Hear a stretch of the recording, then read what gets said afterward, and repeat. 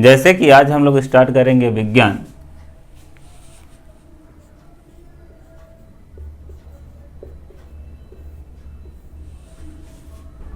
अब जो हम विषय प्रारंभ करना चाहते हैं विज्ञान, तो पहले हम लोग यही समझ लेते हैं विज्ञान शब्द होता क्या है। जिस विषय को पढ़ने जा रहे हैं यदि उस शब्द के अर्थ को हम समझ गए तो आधी समस्याओं का हल हो जाएगा। तो याद रखिएगा विज्ञान को इंग्लिश में क्या बोलते हैं, साइंस।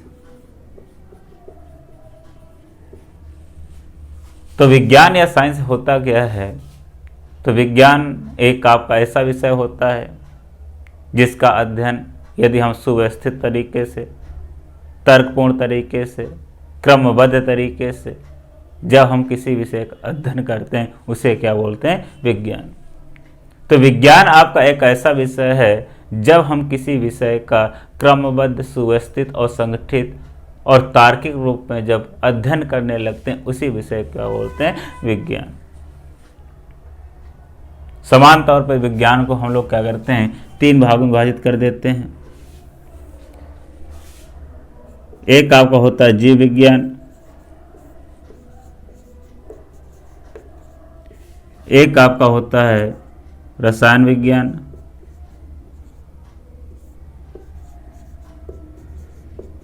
और एक आपका कौन सा होता है, आपका भौतिक विज्ञान।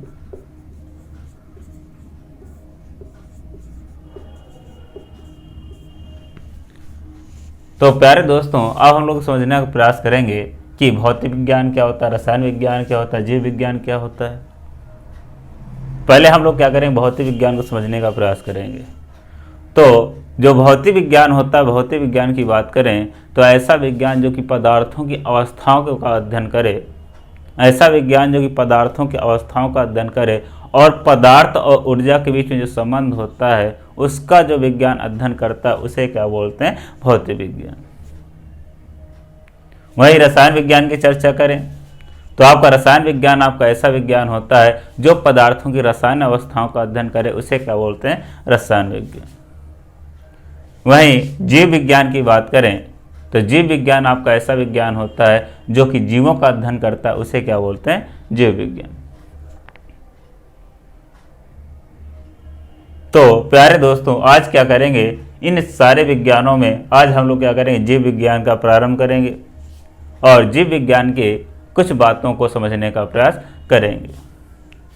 यदि चर्चा करें जीव विज्ञान की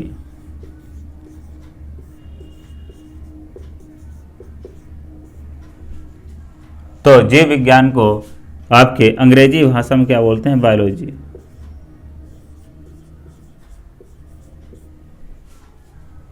अब जीव विज्ञान क्या होता है, तो जीव विज्ञान क्या होता है, तो जो आपका बायोलॉजी शब्द है, ये बायोलॉजी शब्द आपके 2 शब्द से मिलकर बना है जो कि ग्रीक भाषा के हैं।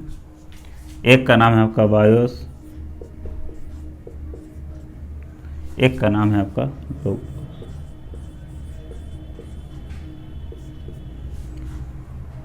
जो बायोलॉजी शब्द है मूल रूप से आपके ग्रीक भाषा से 2 शब्दों से मिलकर बना है, एक का नाम है बायोस, एक का नाम क्या है, लोगोस।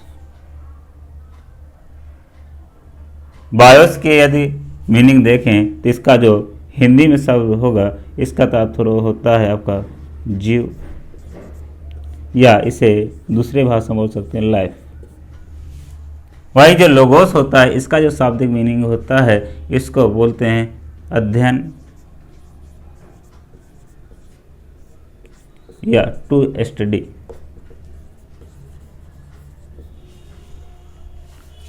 तो याद रखिए जो जीव विज्ञान होता है, यदि जीव विज्ञान को समझने का प्रयास करें तो इन्हीं शब्दों से इसकी परिभाषा निकल कर आ जाती है।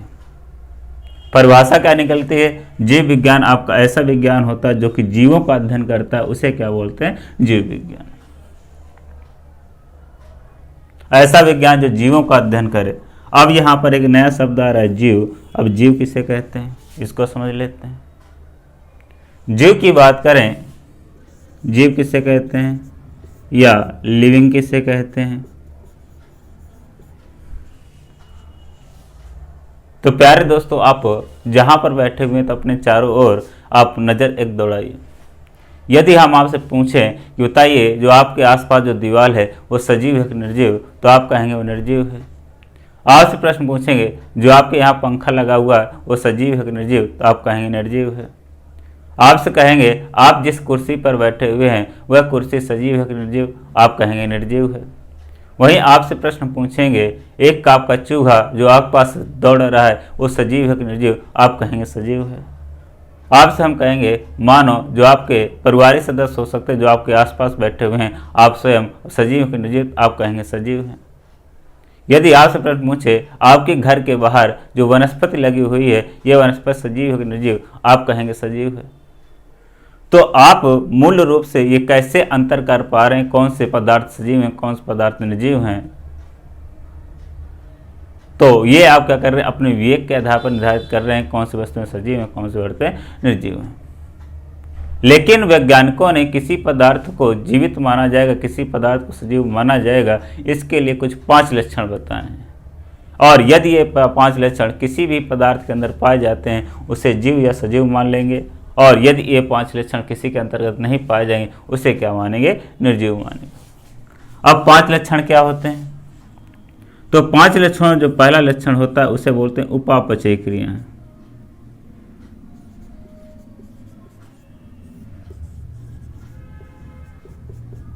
क्या होता है आपका उपापचय क्रियाएं, या इसे इंग्लिश में बोलते हैं मेटाबॉलिक एक्टिविटी। अब आपकी उपापचय क्रियाएं क्या होती हैं, याद रखिएगा जितने भी जीव होते हैं जीव क्या करते हैं अपनी ऊर्जा की आवश्यकताओं को पूरा करने के लिए नाना प्रकार के खाद्य पदार्थों का सेवन करते हैं। अब जब ये खाद्य पदार्थ हमारे शरीर के अंदर जाते हैं तो शरीर के विभिन्न अंग क्या करते हैं इन जटिल पदार्थों को सरलता पदार्थों के रूप में तोड़ते हैं, और इसी क्रिया का बोलते हैं पाचन क्रिया। तो याद रखिए पाचन क्रिया के दौरान हमारे शरीर या किसी भी जीव के शरीर के जितने भी अंग जो जो कार्य करते हैं उन कार्यों को सम्मिलित रूप से क्या बोल देते हैं उपापचय क्रिया। तो याद रखिएगा जितने प्राणी होंगे प्राणी क्या करेंगे जितने भी जीवित प्राणी होंगे उनके अंदर उपापचय क्रियाएं करेंगे, क्योंकि उनको जीवित रहने के लिए ऊर्जा की आवश्यकता है और बिना ऊर्जा के वो अपना कार्य नहीं कर सकते। जैसे आपसे कहा जाए कि मान लेते हैं यदि आपको 4 दिन से खाना ना दिया जाए और आपसे कहा जाए कि आप दौड़ें तो आप दौड़ नहीं पाएंगे। क्यों नहीं दौड़ पाएंगे, क्योंकि आपको खाद्य ऊर्जा की प्राप्त करने के लिए खाद्य पदार्थ की आवश्यकता थी, और आपने जब खाद्य पदार्थ का सेवन नहीं किया इस कारण से आपको ऊर्जा की प्राप्ति नहीं हो पाई, इस कारण से आपकी क्षमताएँ कम होंगी। तो याद रखिएगा जितने जीवित प्राणी होंगे उनका पहला लक्षण होगा उपापचय क्रियाएँ। दूसरा जो लक्षण होगा वो होगा आपका उत्सर्जन। अब उत्सर्जन किसे कहते हैं, याद रखिएगा जब आपके जीव भोज्य पदार्थों का सेवन करते हैं तो भोज्य पदार्थों का सेवन करने पर जो उपापचय क्रियाएं होती हैं इन उपापचय क्रियाओं के दौरान बहुत सारे अवशिष्ट पदार्थों का भी निर्माण हो जाता है, और यदि ये अवशिष्ट पदार्थ हमारे शरीर के बाहर ना निकलें तो आपके जीव के अंदर नाना प्रकार के विकार और रोग उत्पन्न कर सकता है। इसी कारण इन अवशिष्ट पदार्थों को शरीर से निकलना आवश्यक होता है। इसी कारण से जब किसी जीव के द्वारा इन अवशिष्ट पदार्थों को शरीर से बाहर निकाला जाता है इसी क्रिया का बोलते हैं उत्सर्जन। तो याद रखिए जितने भी आपके जीवित प्राणी होते हैं वो क्या करते हैं आपके उत्सर्जन क्रिया करते हैं। तीसरा बात करते हैं जो जीव होगा वो क्या करेगा, श्वसन करेगा। याद रखिए ये रेस्पिरेशन इसे बोलते हैं इंग्लिश में, क्या बोलते हैं रेस्पिरेशन। तो आपको मालूम होना चाहिए रेस्पिरेशन और the breathing both are the different thing. Respiration is take place in the mitochondria and breathing when we have inhale the air and the exhaust the air, that is called the breathing। तो आपकी breathing and the respiration are both are the different thing. तो याद रखिए जो श्वसन क्रिया होती है जितने भी आपके जीवित प्राणी होते हैं उनके अंदर श्वसन क्रिया होती है, और श्वसन क्रिया में होता क्या, याद रखिए हमारे शरीर के अंदर जो भोज्य पदार्थ पाए जाते हैं और ये भोज्य पदार्थ का ऑक्सीजन के साथ जो रिएक्शन होता है, रिएक्शन होने के बाद जो ऊर्जा का निर्माण होता है, इसी संपूर्ण प्रोसेस क्या बोलते हैं, श्वसन। तो जितने जीवित प्राणी होंगे उनके अंदर श्वसन के लक्षण भी पाए जाएंगे। चौथा लक्षण प्रजनन। या इसे बोलते हैं रिप्रोडक्शन।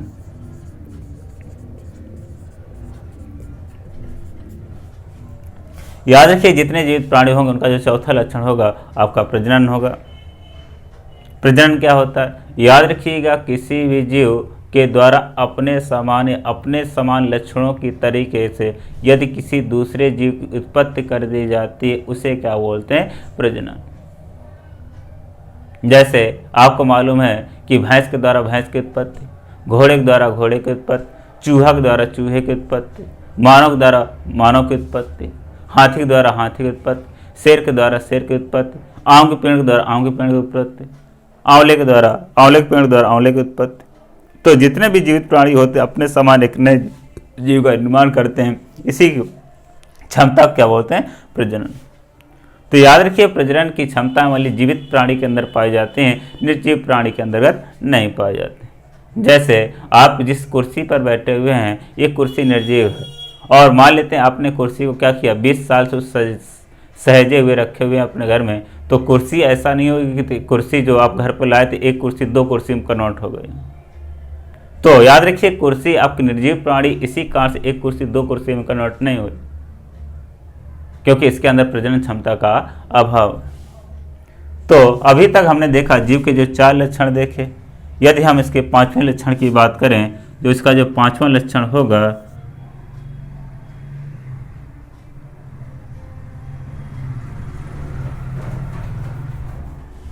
एक आपका उपापचय क्रिया हुआ, दूसरा उत्सर्जन हुआ, तीसरा आपका श्वसन हुआ, चौथा आपका प्रजनन हुआ, और जो 5वां लक्षण होगा वो होगा आपका गति। याद रखिए जितने जीवित प्राणी होते हैं वो क्या करते हैं? गति करते हैं। गति क्या होती है? मान लेते हैं जब किसी वस्तु का स्थान दूसरी वस्तु के सापेक्ष में परिवर्तित होता है उसे क्या बोलते हैं? गति। जैसे बात करते हैं ये मान लेते हैं मार्कर है, मार्कर को हमने ऊपर की ओर उछाला, आपसे प्रमुख से बताइए मार्कर गतिशील अवस्था में था कि ना? तो आप लोग कहेंगे नहीं मार्कर गतिशील अवस्था में था।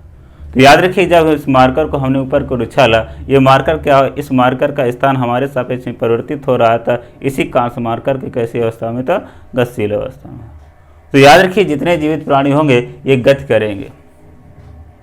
अब आपके मन में प्रश्न ये दुविधा उत्पन्न हो जाएगी कि आपकी जो वनस्पतियाँ होती वो तो जीवित होती हैं, सजीव होते हैं, लेकिन वो तो गति नहीं करती हैं, तो उसको हम क्यों जीव मान लेते हैं?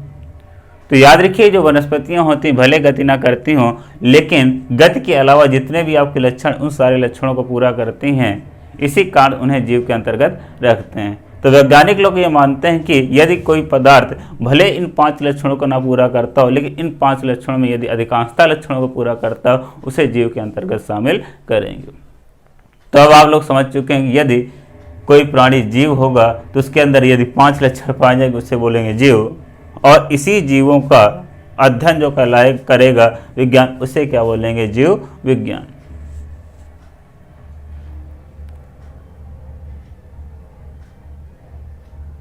जीव विज्ञान की बात करें तो जीव विज्ञान के जो पिता माने जाते हैं, तो जीव विज्ञान के जो पिता हैं ये आपके अरस्तु को माना जाता है। किसको मानते हैं? अरस्तु को। अरस्तु को जीव विज्ञान का पिता क्यों कहते हैं? तो याद रखिएगा जो अरस्तु ने क्या किया था, एक पुस्तक लिखी थी जिसका नाम था हिस्टोरिया ऑफ प्लांट ऑफ एनिमलम। और हिस्टोरिया ऑफ एनिमलम अरस्तु ने क्या किया था, पहली बार आपके जीवों को लगभग 500 जीवों के लक्षणों को सुव्यवस्थित ढंग से प्रस्तुत किया था, और ऐसा प्रयास विश्व स्तर में किसी व्यक्ति के द्वारा पहला प्रयास था। इसी कारण से अरस्तु को जीव विज्ञान का पिता कहा जाता है। वही बात करते हैं जीव विज्ञान शब्द जो है, इस जीव विज्ञान शब्द को दिया किसने? तो याद रखिए जीव विज्ञान शब्द को 1802 में आपके जो महान वैज्ञानिक थे लेमार्क और एक थे आपके ट्रेविस, ये जो आपके 2 वैज्ञानिक थे, इनके द्वारा पहली बार इस जीव विज्ञान शब्द का उपयोग किया गया था। वहीं जीव विज्ञान के पिता कौन है? अरस्तु। नामकरण किसने किया? लेमार्क और ट्रेविस। अब जीव विज्ञान के बारे में थोड़ा सा और आगे चर्चा कर लेते हैं।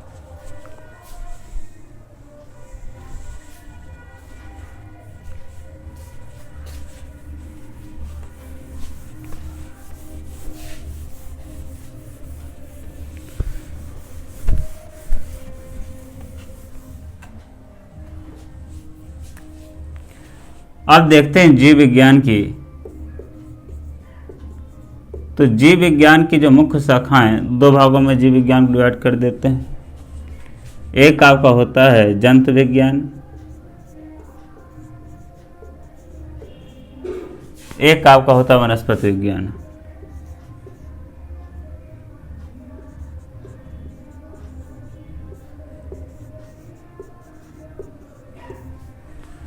जंतु विज्ञान क्या बोलते हैं आपका जूलॉजी, और वनस्पति विज्ञान क्या बोलते हैं बॉटनी। अब आपका जंतु विज्ञान क्या होता है, वनस्पति विज्ञान क्या होता है। याद रखिएगा, ऐसा विज्ञान जो कि जंतुओं का अध्ययन करता है उसे क्या बोलते हैं जंतु विज्ञान, और ऐसा विज्ञान जो कि वनस्पति का अध्ययन करता है उसे क्या बोलते हैं वनस्पति विज्ञान।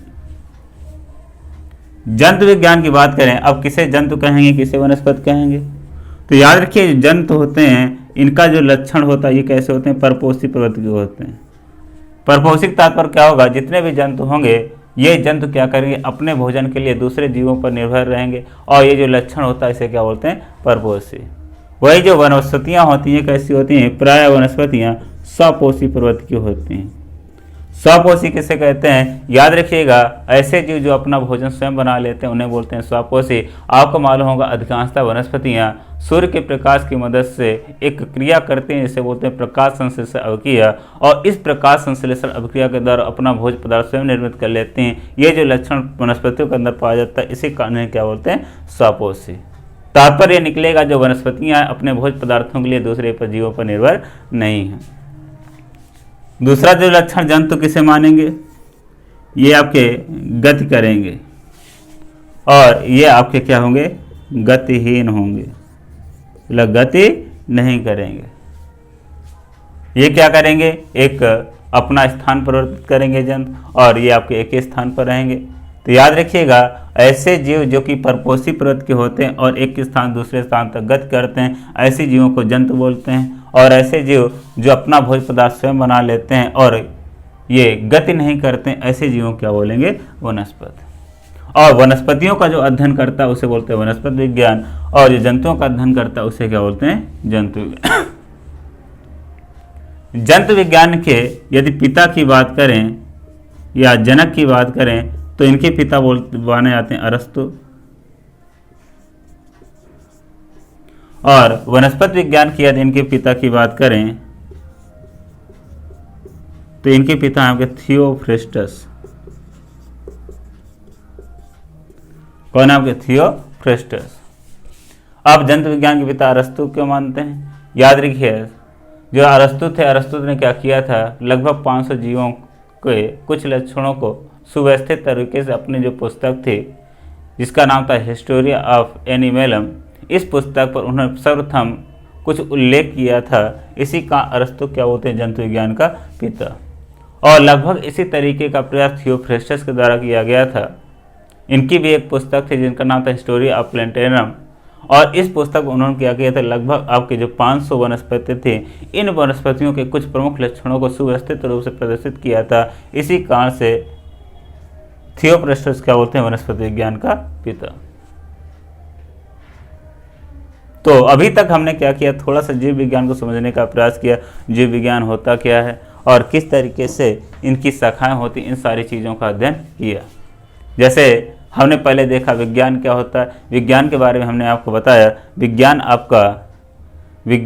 आपका एक ऐसा विषय होता है कि जो सुव्यवस्थित, सुसंगठित और क्रमबद्ध तरीके से जिस विषय का अध्ययन किया जाता है उसे क्या बोलते हैं विज्ञान। जीव विज्ञान किसे कहते हैं, जीव विज्ञान के बारे में बताया, ऐसा विज्ञान जो जीवों का अध्ययन करता है उसे क्या बोलते हैं जीव विज्ञान। जीव विज्ञान की हमने मुख्य रूप से 2 शाखाएं बताई, एक बताया हमने जंतु विज्ञान, दूसरा बताया वनस्पति विज्ञान। जंतु विज्ञान आपका ऐसा विज्ञान होता है जो जंतु का अध्ययन करता है उसे बोलते हैं जंतु विज्ञान। जंतु विज्ञान के पिता कौन, अरस्तु। वहीं वनस्पति विज्ञान का करता है, जो वनस्पतियों का अध्ययन करता है उसे बोलते हैं वनस्पति विज्ञान, और इसके पिता कौन है आपके थियोफ्रेस्टस। अब थोड़ा सा और आगे चर्चा कर लेते हैं।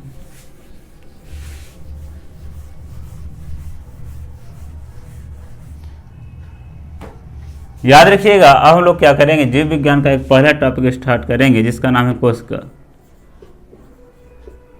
या जिसे बोलते हैं सेल। अब कोशिका किसे कहते हैं? तो कोशिका की बात करें तो कोशिका की दो परिभाषा होती है। पहली परिभाषा के अंदर किसी भी जीव की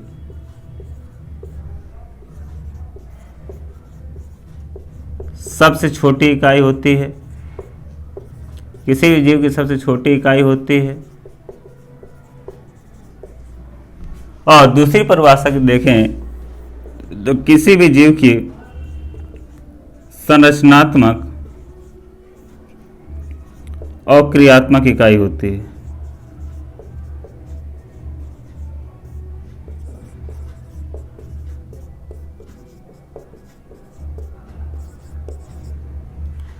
कोशिका क्या होती है? यदि हम कोशिका जो टॉपिक हमने स्टार्ट किया कोशिका या सेल किसे कहते हैं, तो पहली परिभाषा बताई कि जो आपकी किसी भी जीव की सबसे छोटी इकाई होती है उसे क्या बोलते हैं? कोशिका।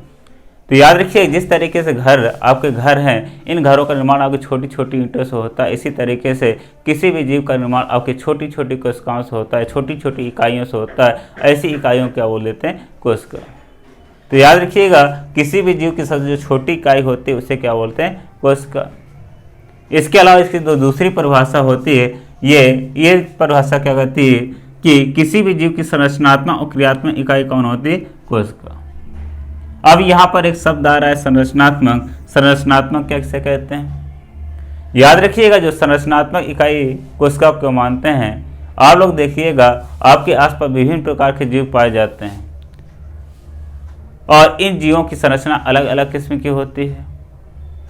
जैसे देखिएगा कि आपके मेंढक आपका अलग किस्म की संरचना होती है, हाथी की संरचना अलग होती है, चूहे की संरचना अलग होती है, मानव की संरचना अलग होती है। और मानव में सभी की शक्ल एक दूसरे से नहीं, उनकी संरचना अलग अलग होती है। तो विभिन्न जीवों में जो अलग अलग संरचना पाई जाती है इसका निर्धारण कौन करता है? तो याद रखिएगा इस संरचना का निर्धारण करता है कोशिका। इसी कारण से इसे क्या बोलते हैं? संरचनात्मक इकाई, किसी जीव की संरचनात्मक इकाई। वही बात करिएगा यहाँ पर एक और शब्द आ रहा है, इसे बोलते हैं क्रियात्मक। अब इसे जीवों की क्रियात्मक इकाई क्यों बोलते हैं? याद रखिएगा जितने भी जीव होते हैं ये जीव क्या करते हैं? अपने विभिन्न प्रकार के कार्यों को संपन्न करते हैं। जैसे आप लोग ही क्या करते हैं? दौड़ते हैं, खाते हैं, पीते हैं, उड़ते हैं, बैठते हैं, ये सारे प्रकार की क्रियाएं करते हैं। तो ये सारी जो क्रियाएं हम लोग करते हैं या नाना प्रकार के जीव के अपने जीवन बनाए रखने के लिए करते हैं, इन जीवों की क्रियाओं को जो निर्धारित करता है या नियंत्रित करता है कौन करता है? कोशिका। इसी कारण कोशिका क्या बोलते हैं? किसी जीव की संरचनात्मक और क्रियात्मक इकाई। क्योंकि ये किसी जीव की संरचना और क्रियाओं को निर्धारित करता है, इसी कारण इसे संरचनात्मक और क्रियात्मक इकाई कहा जाता है। यदि आपसे प्रश्न पूछेगा किसी जीव की सबसे छोटी इकाई कौन सी? कोशिका। किसी जीव की संरचनात्मक क्रियात्मक इकाई किसे कहते हैं? कोशिका। याद रखिएगा जो कोशिका का अध्ययन हम लोग करने जा रहे हैं, इस कोशिका विज्ञान के जो अध्ययन क्या बोलते हैं? साइटोलॉजी। तो साइटोलॉजी आपका ऐसा विज्ञान होता है जिसके अंदर हम लोग कोशिका का अध्ययन करते हैं। अब कोशिका के बारे में और कुछ बातों को देख लेते हैं। आपको मालूम होगा कोशिका की खोज किसने की थी? तो ये घटना है आपकी 1665 की। 1665 में एक वैज्ञानिक हुए जिनका नाम था रॉबर्ट हुक। इसके पहले मानव को कोशिका के बारे में कोई जानकारी नहीं थी। 1665 में आपके जो रॉबर्ट हुक थे, रॉबर्ट हुक अपनी लैब में एक लकड़ी के टुकड़े का, एक कार के टुकड़े का सूक्ष्मदर्शी के द्वारा अवलोकन कर रहे थे। और जब अवलोकन कर रहे थे उनको उस अवलोकन करते समय एक विचित्र सी संरचना दिखाई पड़ी। संरचना कैसे दिखाई पड़ी? ऐसी संरचना उनको दिखाई पड़ी।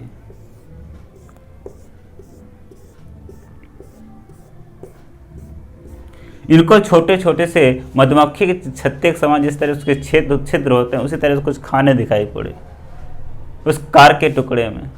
जब इस कार के टुकड़े में ये छिद्र जैसे इनको दिखाई पड़े तो छोटे छोटे छिद्र थे, उनको छोटे छोटे कमरे जैसे दिखाई पड़े। और जो आपका लैटिन भाषा है, लैटिन भाषा में इन छोटे छोटे कमरों को एक शब्द दिया जाता था, इसे बोलते थे सेलुला। क्या बोलते थे? सेलुला। तो रॉबर्ट हुक ने जो छोटे छोटे कमरे देखे तो उस छोटे छोटे कमरों को उन्होंने क्या किया, सेलुला के आधार पर एक नाम दिया जिसका नाम क्या हुआ, सेल। और इसी सेल को ही आपके हिंदी में क्या बोलते हैं, कोशिका। तो याद रखिएगा रॉबर्ट हुक आपके प्रथम व्यक्ति थे जिन्होंने क्या किया था, 1665 में कार के टुकड़े में पहली बार आपकी कोशिकाओं को देखा था और इन कोशिकाओं का नामकरण भी किया था। तो इसी कारण से रॉबर्ट हुक क्या बोलते हैं, कोशिका विज्ञान का पिता, क्योंकि इन्होंने सर्वप्रथम खोज भी की थी और इनके द्वारा इनका नामकरण भी दिया गया था। इसी कारण से ये आपके रॉबर्ट हुक क्या बोलते हैं, कोशिका विज्ञान का पिता। और रॉबर्ट हुक ने जिस कोशिका की खोज की थी वो किस तरीके थी, आपकी निर्जीव कोशिका थी।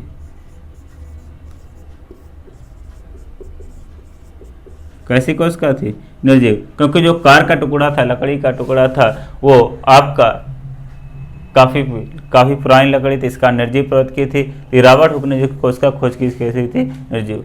तो यदि आपसे प्रश्न पूछे बताइए कोशिका खोज किसके द्वारा की गई, रॉबर्ट हुक। कोशिका का नामकरण किसके द्वारा किया गया, रॉबर्ट हुक। कब नामकरण किया गया, 1665 में। आपका जो सेल शब्द है किस भाषा का शब्द है, ग्रीक भाषा का। ये मूल शब्द, इसका मूल शब्द क्या है, सेलुला। सेलुला का शब्द का मीनिंग क्या होता है, एक छोटा कमरा। अब रॉबर्ट हुक ने संपूर्ण दुनिया को कोशिका के बारे में अवगत करा दिया। इसके बाद क्या हुआ, इसके लगभग 9 साल बाद 1674 में एक वैज्ञानिक हुए जिनका नाम था ल्यूएनहॉक। कौन थे आपके, ल्यूएनहॉक। ल्यूएनहॉक ने 1674 में क्या किया, एक सरल सूक्ष्मदर्शी का आविष्कार किया। सरल सूक्ष्मदर्शी का आविष्कार किया और जब ये आविष्कार करेंगे तो इसकी मदद से कुछ ना कुछ खोज करेंगे, कुछ ना कुछ अवलोकन करेंगे। तो याद रखिएगा जो ल्यूएनहॉक ने इस सरल सूक्ष्मदर्शी के द्वारा पहली बार क्या किया, जीवित कोशिका की खोज की।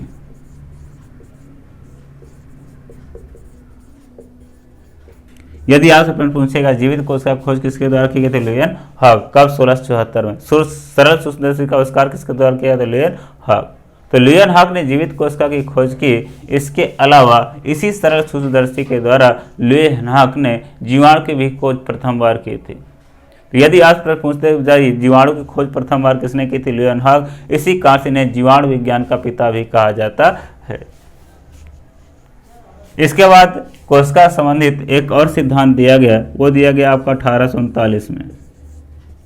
और यह सिद्धांत मुख्य रूप से एक स्लाइडर एवं स्वान के द्वारा एक सिद्धांत दिया गया जिसका नाम था कोशिका सिद्धांत। और इस कोशिका सिद्धांत में ये स्लाइडर और स्वान के 1839 में प्रदान किया गया। इस कोशिका सिद्धांत में कहा गया। याद रखिए ये दोनों वैज्ञानिक मूल रूप से जर्मनी या जर्मन के निवासी थे और इनके द्वारा जो सिद्धांत दिया गया, तो स्वान ने एक बात कही। स्वान ने क्या कहा, याद रखिए जितने भी जंतु होते हैं ये सारे जंतु आपके छोटी छोटी कोशिकाओं से मिलकर बने, ऐसी बात स्वान ने कहा। और स्लाइडर ने कहा कि जितनी वनस्पतियां होती हैं ये सारी वनस्पतियां छोटी छोटी कोशिकाओं से मिलकर बनी हैं, ऐसी बात किसने कही, स्लाइडर। और इन्हीं स्लाइडर और स्वान के द्वारा जो कोशिका सिद्धांत प्रतिपादित किया गया, इस सिद्धांत में कहा गया कि पृथ्वी पर जितने प्रकार के जीव पाए जाते हैं ये सारे जीव आपकी छोटी छोटी कोशिकाओं से मिलकर बने हैं। इसी बात को बोला गया कोशिका सिद्धांत। और किसके द्वारा दिया गया, स्लाइडर एंड स्वान। कब दिया गया, 1839 में। याद रखिएगा परीक्षा का एक बहुत ही पसंदीदा प्रश्न है। आपसे प्रश्न पूछेगा कि कोशिका सिद्धांत किसके द्वारा प्रतिपादित किया, स्लाइडर एंड स्वान। कब दिया गया, 1839। तो ये आपके कुछ कोशिका के संबंधित कुछ ऐतिहासिक पहलुओं के बारे में चर्चा कर। अभी कोशिका का बहुत ही शेष भाग बचा है। अभी कोशिका के सारे अंग देखेंगे।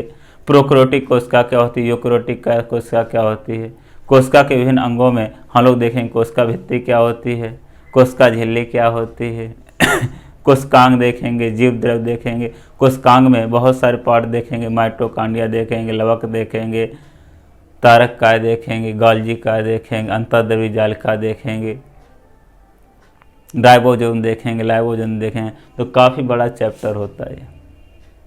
तो प्यारे दोस्तों, समय के अभाव के कारण हम लोग क्या करेंगे, आज थोड़ा सा यहीं तक रखेंगे और जो अगली वाली क्लास होगी उस अगली वाली क्लास में क्या करेंगे, संपूर्ण कोशिका को कवर करने का प्रयास करेंगे। तो प्यारे दोस्तों, लगन के साथ मेहनत करिए, परिश्रम करिए और अपने एग्जाम में सफल होइए। इसी मनोकामना के साथ जय हिंद, जय भारत।